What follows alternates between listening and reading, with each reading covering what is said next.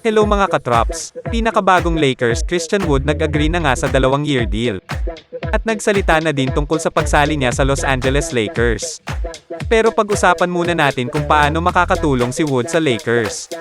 Alam naman natin na ang outside shooting ng Lakers ay isa sa mga dahilan ng kanilang pagkatalo. Sa 2022 hanggang 2023 early season nila ay nasa ika-25 lang ang Lakers sa 3-point.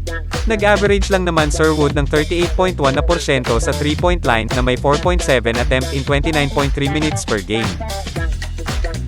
Si Christian Wood ay ma-assign sa pagbibigyan ng spacing nila LeBron James and Anthony Davis dahil may shooting ito sa labas.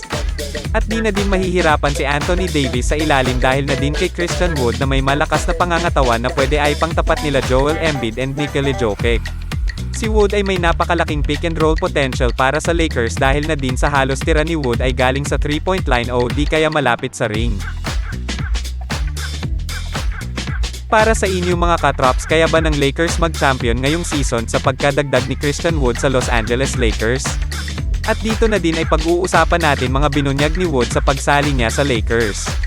Ayon mismo kay Wood na nag-post pa sa kanyang social media account nang arap talaga siya maging isang Lakers player. At naniniwala din si Wood na kaya nila manalo ng championship. At malaking tulong na din si Coach Darvin Ham sa paglipat ni Wood. Ayon mismo kay Wood nung sa Milwaukee days pa ay lagi daw sila nag-uusap ni Coach Darvin Ham. Malaking din daw ang tiwala ni Coach Darvin Ham sa kanya at pinangakuhan na malaki daw ang kanyang role na magagampanan sa Los Angeles Lakers. At yan muna katrops. Sana nag-enjoy kayo. Kung nagustuhan mo ang video kung ito paki-subscribe na lang po at wag nyo kalimutan i-click ang notification bell button para lagi kong updated sa mga bago kong video ilalabas. Hanggang sa muli mga katrops. Salamat!